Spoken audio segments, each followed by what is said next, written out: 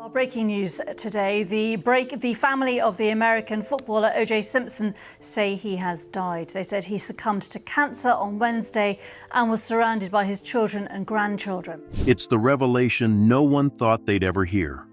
For decades, Sydney Brooke Simpson remained silent, tucked away from cameras, her voice absent from the storm that tore through America. The O.J. The Simpson case became one of the most infamous trials in history, dividing families, friendships, and even the nation itself. But in the wake of O.J.'s death, Sydney has stepped forward, breaking a 30-year silence.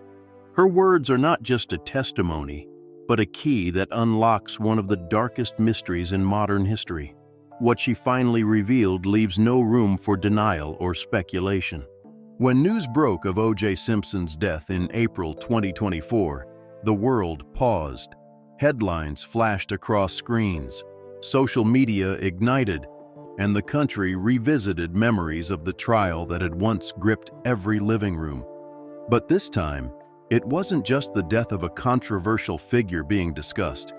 It was the voice of the daughter who had lived in silence all those years. Sydney Brooke Simpson, now in her late 30s, emerged from the shadows. She issued a statement unlike any before. While the country debated O.J., Sydney ended hers with one chilling revelation. She had seen something unforgettable on the night her mother, Nicole Brown Simpson, was murdered.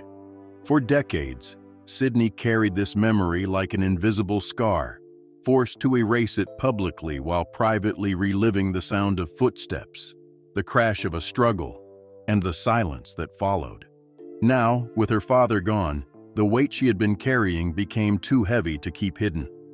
The world, for the first time, was hearing from the one person who was inside that house and lived to remember. Her words did more than reopen wounds. They shattered the illusion that time had healed anything. They confirmed what many had suspected but could never prove. The truth had always been inside her, waiting for the right moment to be spoken. June 12, 1994, Los Angeles. Brentwood's quiet night turned into chaos when two bodies were discovered outside Nicole Brown Simpson's townhouse. Police found no murder weapon, no clear witnesses, just devastation and silence. What they didn't know then was that a terrified child upstairs had heard the sounds no one else would admit to hearing. Sydney recalls the heavy footsteps, the thud of something breaking, her mother's scream, then a silence that stretched like eternity. In her statement released after O.J.'s death, she described the figure she saw that night, a large man, his hands marked in blood, moving across the doorway toward the backyard. For years, she told herself it had been a nightmare, a false memory, something imagined. But the image never faded. She confessed that from the very moment she recognized him, she knew it was her father. Still, she was silenced by fear, by family, by a world that refused to listen to a child caught in a storm of fame and violence. Sydney said she grew up learning how to erase, to bury what she knew, to survive without speaking. That night, though, was the cornerstone of her life. The night she understood she could never look at her father the same way again. The trial may have been dubbed the trial of the century, but for Sydney, it was the start of a sentence no court could deliver. The truth didn't just live in court records, it lived in her mind, replaying endlessly. Behind Sydney's silence was a life carefully curated to protect a truth too dangerous to voice. From counseling sessions that labeled her traumatized, to school reports noting her fear of loud noises, every file confirmed she carried an invisible wound. Yet none of it made headlines. What the world saw was only the football star's daughter, a girl expected to stay quiet and blend into anonymity. Sydney said she was told over and over to forget what she had seen, to never bring it up again. And so she complied, building walls of silence around herself. But silence is never permanent. In the documents she released in 2024, she admitted that the silence wasn't protection, it was imprisonment. Her life became a constant balancing act between survival and memory. Therapists called it post-traumatic stress, but Sydney described it differently, a state of erasing and remembering at the same time. The louder the world argued about her father's innocence, the deeper she buried her voice.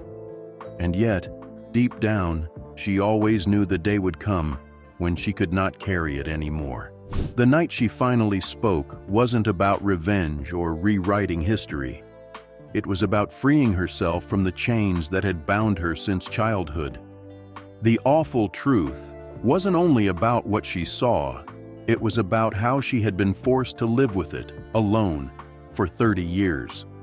The paper trail she left behind proves that Sydney's silence wasn't empty. It was full of secret attempts to be heard.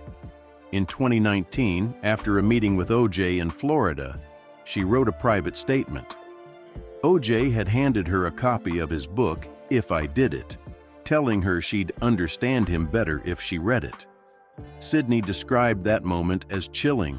His words felt like a confession, though unspoken. Later that year, she wrote a letter to the Goldman family's attorney. "I don't want an apology. I just want the truth to be acknowledged." That letter became part of legal documents when she refused to accept any inheritance tied to her father. These weren't random outbursts. They were careful moves, steps toward finally speaking out. And when she finally released her private records in 2024, everything aligned. Letters, statements, psychological notes, all of it pointed to a truth she had been burying for decades. Sydney's silence was not a weakness. It was survival. Her breaking point wasn't about OJ's death alone. It was about reclaiming the voice that had been stolen from her childhood. Each letter, each hidden statement, each refusal to profit from OJ's name was a brick in the foundation she built toward liberation. For the world, her words may have been shocking. For Sydney, they were inevitable. The truth had always been waiting, written between the lines of the life she fought to rebuild. Sydney's story wasn't confined to memories. It was preserved in the form of hidden documents and carefully guarded letters. Over the years, she wrote notes no one ever saw, reflections that carried the weight of her silence. Among them was the 2019 statement where she admitted she felt her father was confessing without words. Then came a private letter to the Goldman family's attorney, proof that she had no desire for revenge or even recognition. She simply wanted acknowledgement, a public facing of what had always been avoided. These hidden documents reveal that Sydney had been speaking all along, just not to the world. She was writing for herself, leaving a trail of truth in case the moment ever came. When she finally shared these records in 2024, they became undeniable pieces of a puzzle that had always been missing. They showed not only that she remembered, but that she had spent years trying to process the weight of her father's shadow. For her, the documents weren't just evidence, they were survival tools, little anchors keeping her from drowning in silence. She never appeared in interviews, never sought attention, but through her private words, she carried forward the truth that was too heavy to say out loud. Now, with her father gone, she turned those hidden pages into a voice. She made it clear that she had always remembered, and that every step she took toward independence was tied to what she could never forget. The final meeting between father and daughter was not a moment of reconciliation, but one of chilling clarity. In 2019, Sydney visited OJ in Florida, and their exchange revealed more than words ever could. He handed her his infamous book, If I Did It, with the unsettling comment that reading it would help her understand him. Sydney later described that look in his eyes as a silent confession. It was as if he didn't need to say the words. His gaze carried the truth she had always suspected. That was the last time she saw him. Afterward, she cut off all contact, convinced that what she felt in that moment was confirmation enough. In her 2019 private statement, she admitted she could no longer pretend. no longer erase the truth from her mind. The meeting wasn't closed. It was confirmation. By giving her that book, O.J. may have thought he was justifying himself, but to Sydney, it was a final acknowledgement of what had been haunting her since 1994. Her decision to walk away wasn't just emotional, it was permanent. The father-daughter bond had already been destroyed years earlier, but that meeting buried it for good. She refused to inherit, refused to appear publicly, refused even to keep his name in her legal affairs. For Sydney, the moment wasn't about forgiveness. It was about understanding that she could no longer live in the shadow of denial. His silence spoke louder than anything else. When O.J. was dying in Las Vegas in 2023, Sydney made one final trip. It wasn't an act of reconciliation or compassion. It was a confrontation. She stayed less than an hour, standing by his bedside as his body weakened from cancer. According to the aide present, O.J. could no longer speak, but tears rolled down his face as she told him she remembered. Sydney's words were sharp, unforgettable. "I am no longer your daughter." Those words cut deeper than any courtroom verdict. They were the severing of ties that had bound her since childhood.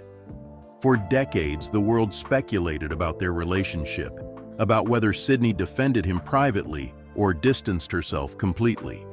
In that room, she left no doubt. The daughter who had carried silence for 30 years finally released her truth directly to the man who caused it. And she didn't leave with relief. She left with clarity. She had spoken her final words to him, words she had rehearsed silently in her mind since childhood, words that broke the last invisible chain between them.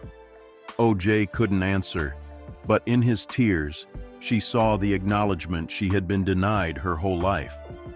That short visit wasn't about forgiveness. It was about ownership of memory.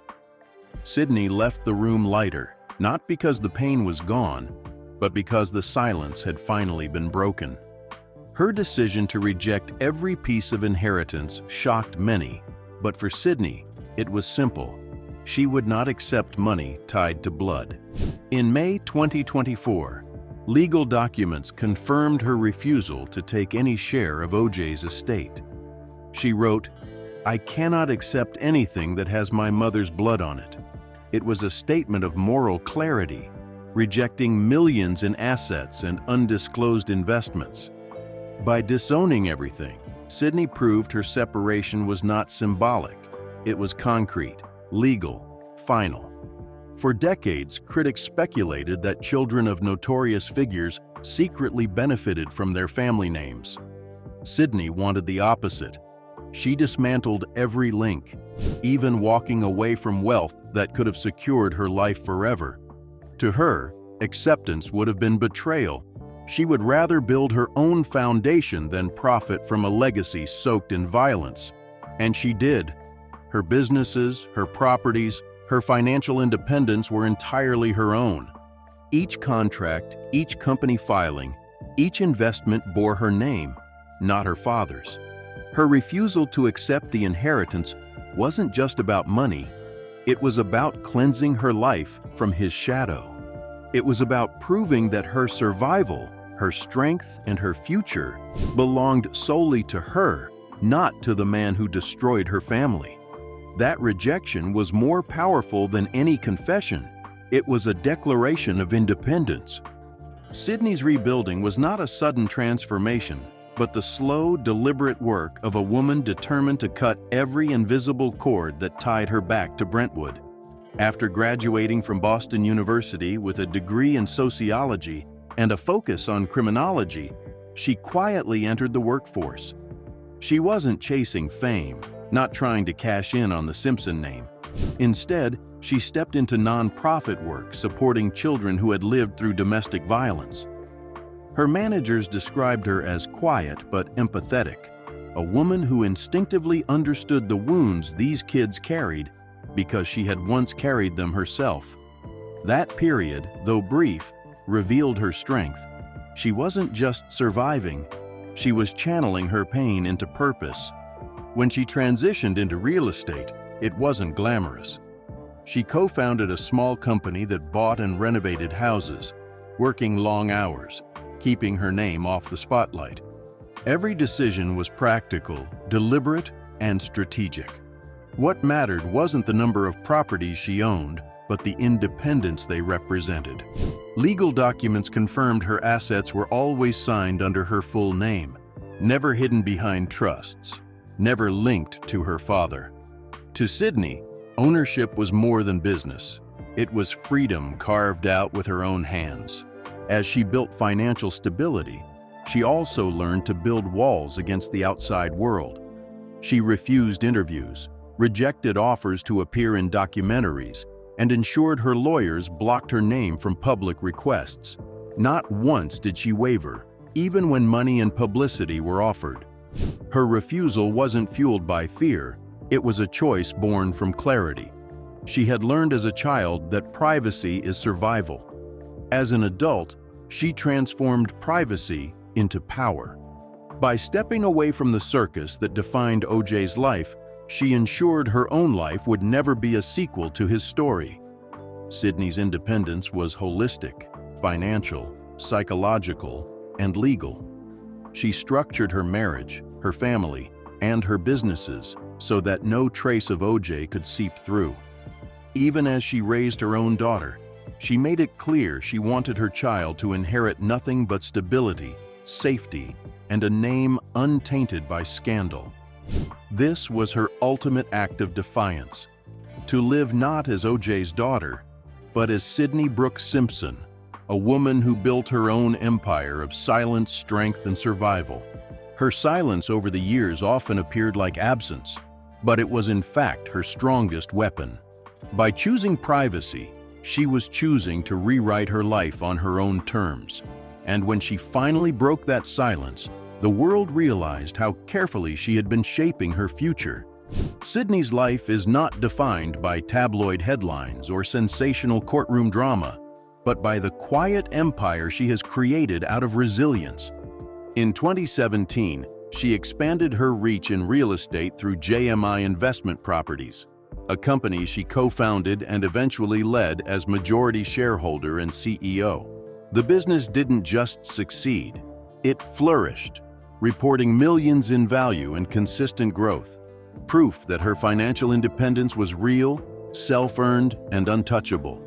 Every contract, every transaction bore her name, not her father's. Don't miss the next big story. Hit subscribe now, join our community, and stay updated with powerful, untold truths unfolding.